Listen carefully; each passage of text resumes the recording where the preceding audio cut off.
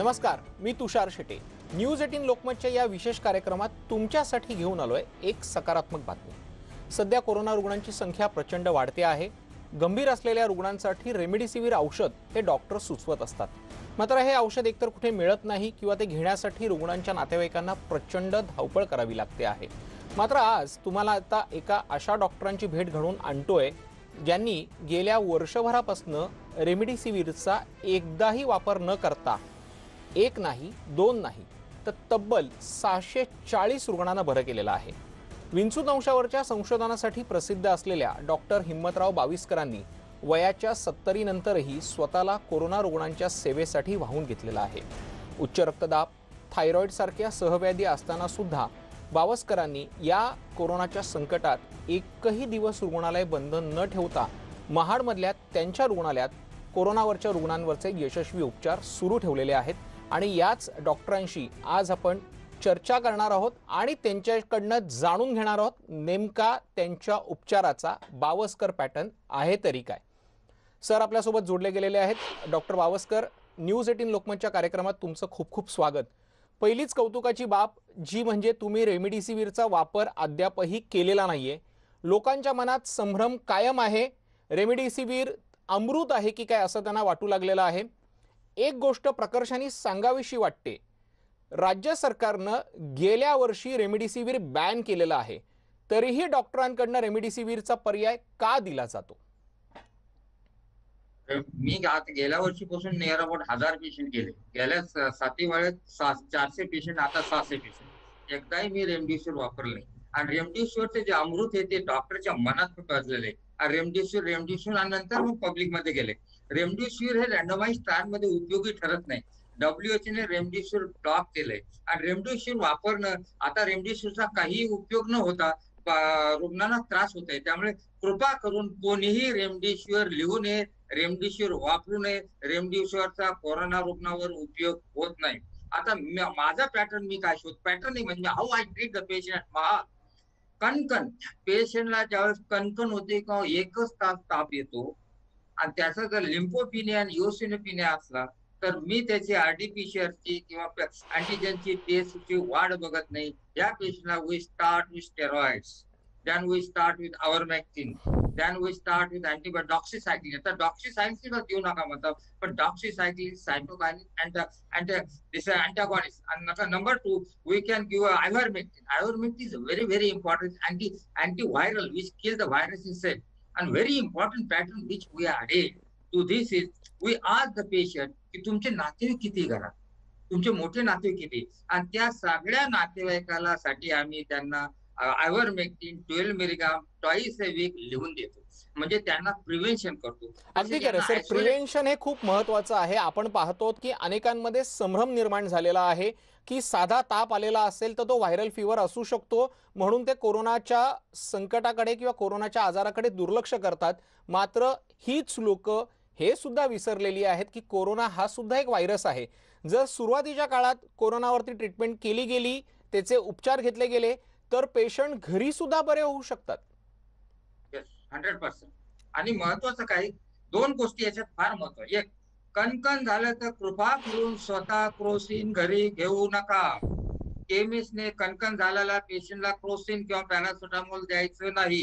ही कणकण झालेला patient paracetamol बरं होतो, 3-4 दिवशी खोकला लागतो, दम येतो, नंतर ऍडमिट होतात।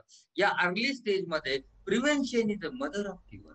ह्या पेशंट आयसीयू मध्ये कसा नाही जाणार याचं मी ट्रीटमेंट करायचा ट्राय करतो। No patient should go to the ICU, no patient should require ventilator, no patient should require any ultra modern treatment which is not possible. So early intervention, ज्याप्रमाणे cholera मध्ये एक जुलाब झाला तरी cholera, no need to diagnose आणि treat the cholera, तसं आता ह्या पॅन्डिंग मध्ये झालं लो ग्रेड फीवर आणि कणकण।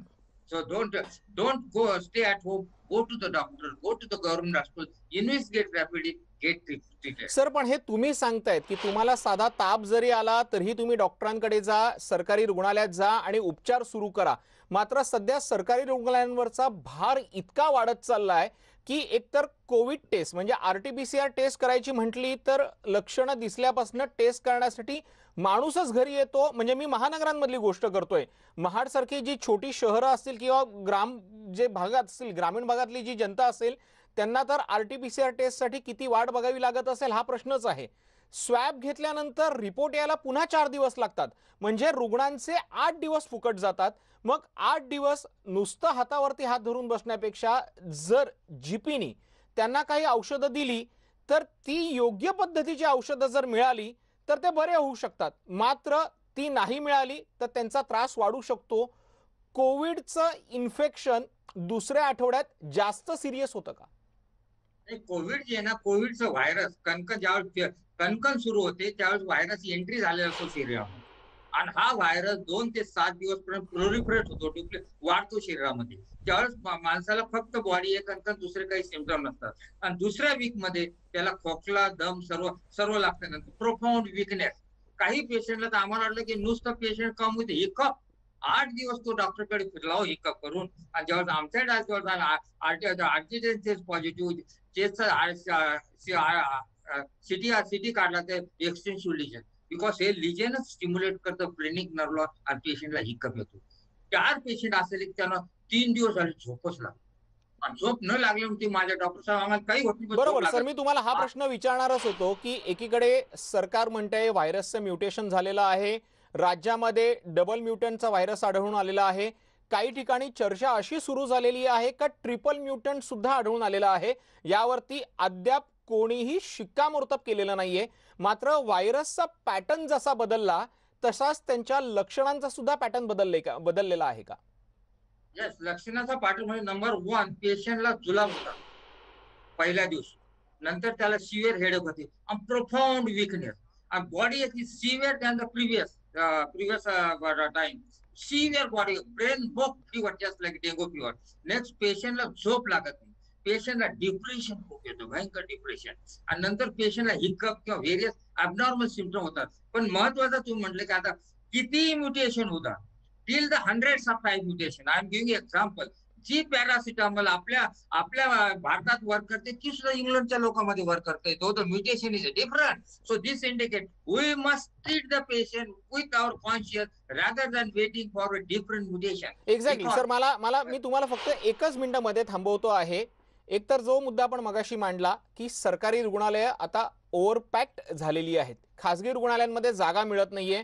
अनेक जीपी पेशंट असे आहेत की ज्यांनी आपलं एक प्रिस्क्रिप्शन तयार करून ठेवलेलं आहे. म्हणजे एखाद्या ब्लड टेस्टसाठी तुमचा फॉर्मॅट तयार असतो, तसाच त्यांनी प्रिस्क्रिप्शनचा फॉर्मॅट तयार करून ठेवलेला आहे. ओमेप्रेझॉल किंवा पॅन्टोप्रेझॉल एक गोळी दिली जाते, त्याबरोबर डोलो 650 दिली जाते, ॲझिथ्रोमायसिन दिली जाते, डॉक्सिसिलिन दिली जाते.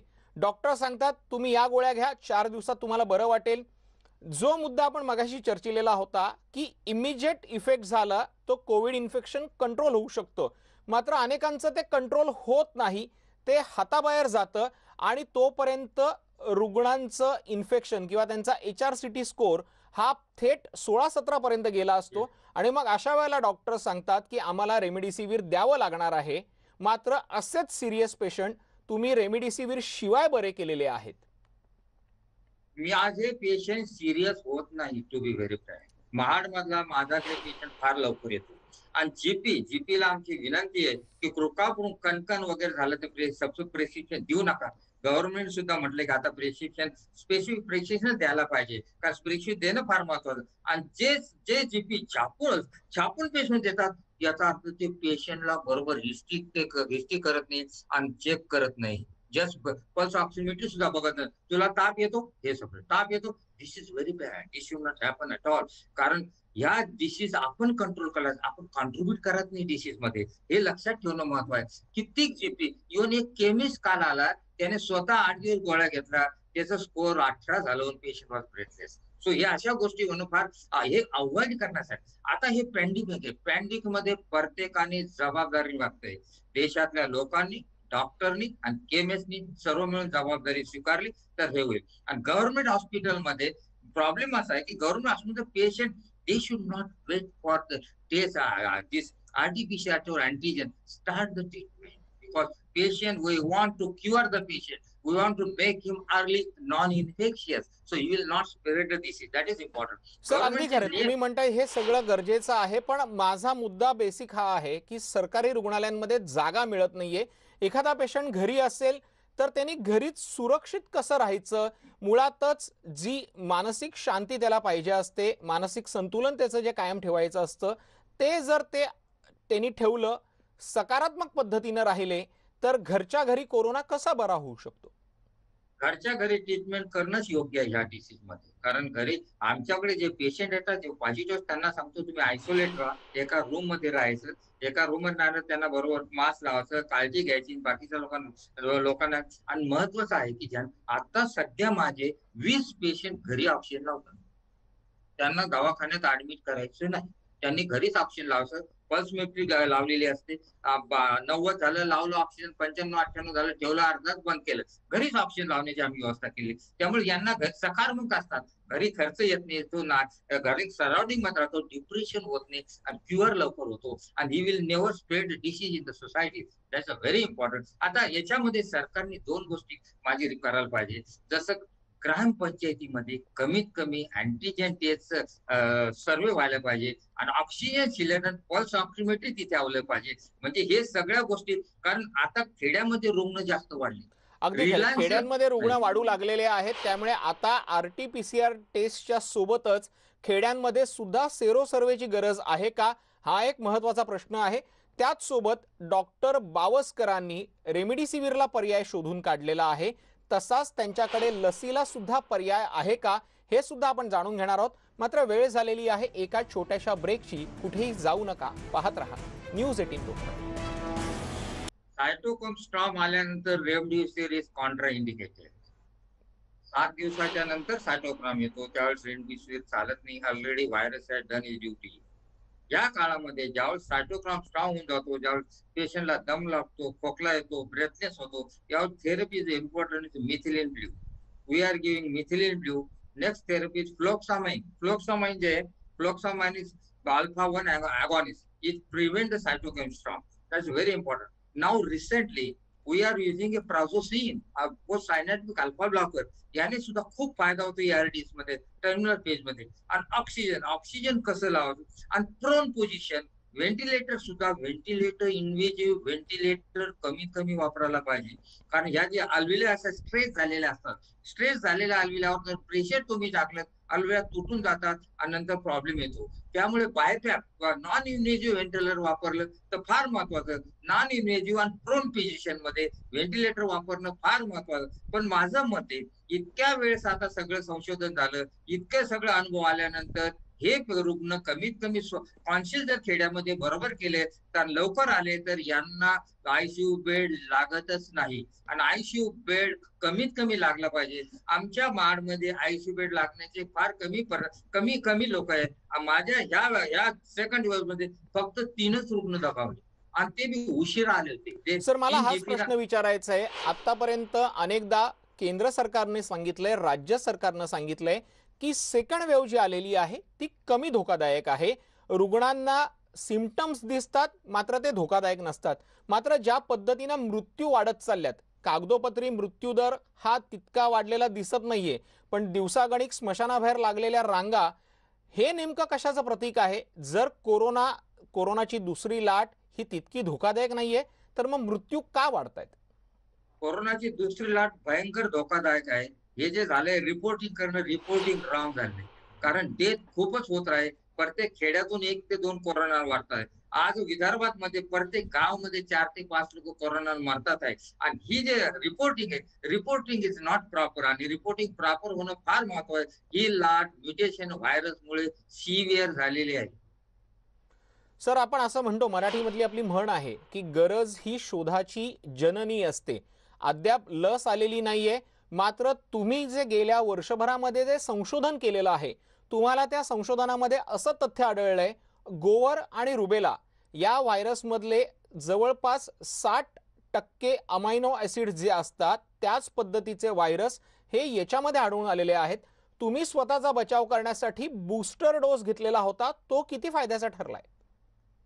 जानेवारीमध्ये आपल्याकडे रुग्ण आले पहिले आणि मार्चमध्ये महाडमध्ये वेव्ह सुरू झाली, रुग्ण यायला लागला. मी सगळं वाचन केल्यानंतर असा स्टडी झाला की रुबेला जो MMR measles mumps rubella virus MMR मध्ये याचे जे प्रोटीन आहे याचे protein equivalent to protein of corona virus.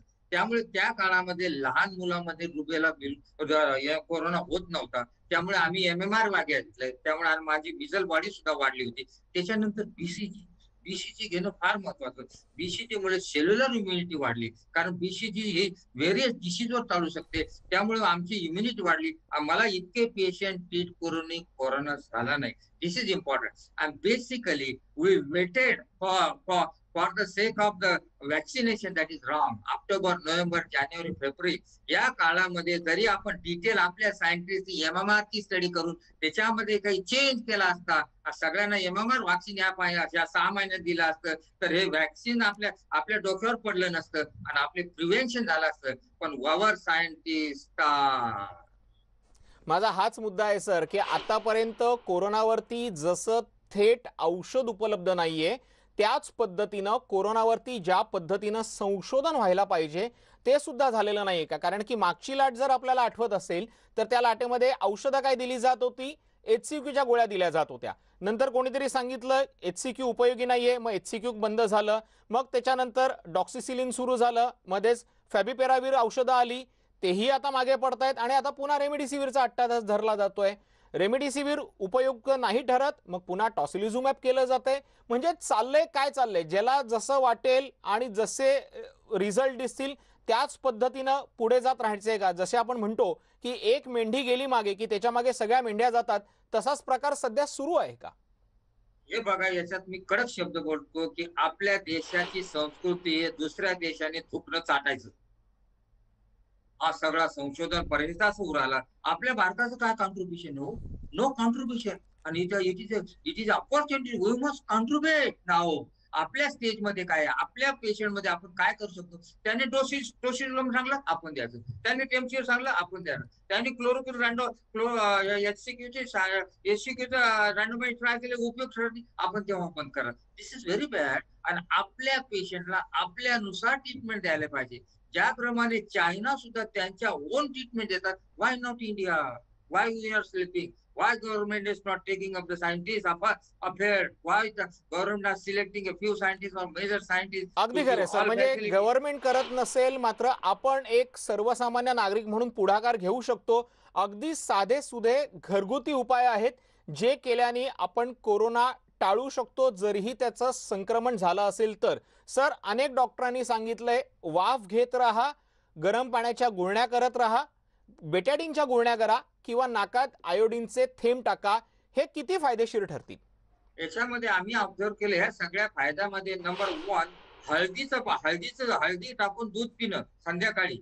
हळद Kurkumbh, it is very important. It increase the immunity. आणि नेक्स्ट इम्पॉर्टंट, हे व्हायरस नाकातून जातो. नाकामध्ये या व्हायरसचे 500 ते 700 पट रिसेप्टर असतात. त्यामुळे नाक प्रोटेक्ट करणं महत्वाचं. आणि बेटाडीन, आयोडीन किल्स दिस व्हायरस. त्यामुळे नाकातून जर हे थेंब टाकले, डायल्यूट केले, तर व्हायरस जात नाही. आणि त्याच्यानंतर आम्ही केलं की संपूर्ण काय म्हणजे प्रत्येक मनुष्य हा नाक उघडतो बोलताना किंवा जेवताना, असं मास्क लावलेलं सगळं उघडून टाकतो. उघडल्यानंतर हे राहतं. आणि असं जरी मास्क लावलं नाकाला, तर तुमचं नाकाचं व्हायरस जेवताना बोलताना दुसरीकडे जाणार नाही. हे मेक्सिको मध्ये तयार केलंय. त्यामुळे त्यांचा रेट कमी आलेला आहे. या दृष्टिकोनातून विचार होणं फार महत्वाचं आहे. आणि prevention is very very important in this virus now. अगदी खरे, प्रिव्हेन्शन खूप महत्वाचं आहे आणि हेच आम्ही तुम्हाला सांगण्याचा प्रयत्न करतोय. हा सकारात्मक कार्यक्रम आम्हाला तुम्हाला दाखवायचा होता, जेणेकरून तुमच्या मनात जी भीती असेल ती सुद्धा निघून जाईल. डॉक्टर, अगदी एक शेवटचा प्रश्न, अवघी काही सेकंद आपल्याकडे उरलेली आहेत.